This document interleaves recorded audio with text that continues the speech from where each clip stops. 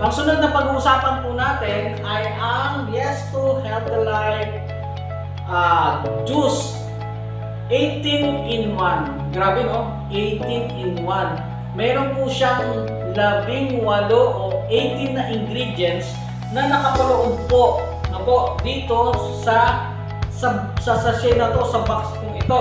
So ano-ano ba yun? Isa-isahin ko po, hindi ko po masyadong memorize. No? Unang-una po, meron po siyang acai berry. Meron siyang purple corn. Meron siyang buwa mera. Meron po siyang dragon fruit. Meron din po siyang graviola or guyabano. Meron siyang kain. Meron po siyang cranberries. Meron siyang spirulina. Meron din po siyang goji berry, macarot, barley, Florida, grape seed extract, moringa, mangosteen, turmeric, at natural sweetener po niya ay stevia. At not but the least, meron po siyang sodium ascorbate. Ito po ay natural vitamins na kailangan ng katawan po natin. So, ito po, maganda po siya sa mga may allergies, maganda po siya sa may mga ubusipon, nangihina, pwede po natin siyang gawing electrolytes ng katawan po natin, lalong-lalo na po sa panahon po natin. Ngayon po ay tag-init, sobrang napakainit, ang hirap lumabas, para kang mahihilo, mahihimatay sa sobrang tindi ng init. So, isa din cause kung bakit po tayo talagang magkakasakit sa init po, So, ang ganda po nito, ilagay nyo po siya sa 200 ml or 250 ml na tubig. Lagyan nyo po ng juice. Tapos, meron pang twist yan. Sabi po nila, lagyan mo ng calamansi. Talagang sobrang meron ka ng pure vitamin C, samahan mo pa ng ganito. Kaya ang ganda po ng product po itong juice po natin.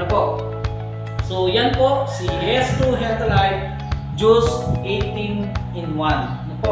So ito FDA approved na rin po siya. So huwag po kayo mag-alala po. Lahat po ng product natin FDA approved po yan. Okay. So, next po, na-introduce ko po sa inyo ang product na ito. Walang iba kundi po itong Yes to Healthy Life Premium Coffee Mix. Premium po, kasi ang kape po natin, hindi po siya basta-basta kape. Premium po siya. Magandang klaseng kape yung ginamit po natin. With probiotics. Yan ang maganda po doon. May probiotics po siya. Discuss ko ng konti, ano-ano naman po ba ang mga ingredients po niya, isa-isahin po natin. So, unang-una po, meron po yung goji berry, mataas po siya sa protein, tapos purple corn, fights obesity, buwa mera, repair damaged cell, yung ginseng po, reduce fatigue, spirulina, a richer source of many nutrients, and macarot improves fertility. Tapos po, barley improves digestion, turmeric anti-inflammatory, yung namamaga.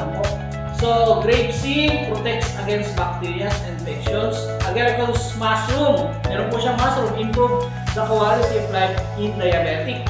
Meron po siyang moringa for body heal and build muscle. Tapos, mangosteen, antioxidant and immune system booster. And then, siyempre, ang ating pong natural sweetener, walang iba kundi stevia And then, not the least, meron po siyang probiotics promote, grow good bacteria. Kasi dalawa kasi yung bacteria sa loob ng katawan natin, yung good and bad. So, yung good bacteria, yung dapat yung manatili sa katawan po natin. Ang probiotics, yun po ang purpose po doon, di ba? For example po natin, yung Yakult, di ba? Umiinom po tayo nun, billions of good bacteria po yun. So, kailangan po ng katawan po natin. Tapos, ang maganda at ang good news, meron na po tayo dito sa kape po natin. Kung may problema po kayo sa tiyan, so makakatulong po itong ating kape. Sobrang sarap. At ang maganda po sa Yes to Healthy Life, na po take note, ang product po na Yes to Healthy Life, hindi po to how siya. No, ibig sabihin, ano ba yung how siya? Ibig sabihin, hindi po siya tinipid. Ano po, hindi po siya tinipid na produkto. Ano po, kaya ang ganda po ng product po natin, dahil ano po siya, talagang masasatisfy ko po sa quality na ginagawa ko ng product po nito. So yan po, as of now, ang ating pong products ay katulad po, Yes to Healthy Life Juice, Yes to Healthy Life Premium Coffee Mix, tapos is barley. Ano po, sobrang ang gaganda ng product po natin. Ano po, so maraming salamat po sa inyo, magandang araw po, at salamat po sa pakikinig nyo, salamat po sa time na ginugol nyo po dito. Huwag nyo pong kalimutan, please po, mag-like, mag-share, at mag-subscribe na rin po para doon po sa mga susunod na videos na gagawin po natin. Ano po, kami po ginagawa po namin mga videos na, ang gagawin namin mga videos po, ang purpose po nito is para po sa mga deaf community, para po sa mga deaf ang gagawin po namin. Hindi po para sumikat kami dito or makagain po kami ng income, which is given naman po yun. Pero lahat po yan, pag nangyari po yun, pag nag-subscribe po kayo, yan po ay itutulong po namin sa mga deaf. Kasi ang puso po namin, ni Puso Elmer, ay makatulong po sa mga deaf. Nakakaawa po sila, wala po silang hanap buhay. No po? Kaya ang laki po ng community na deaf. So tulungan po natin siya, makakatulong po kayo through sa pagsa-subscribe po. Malaking bagay na po yun sa amin. So maraming salamat po. God bless po. Pagpalain po kayo ng Panginoon. Ingat po kayo. Bye-bye po.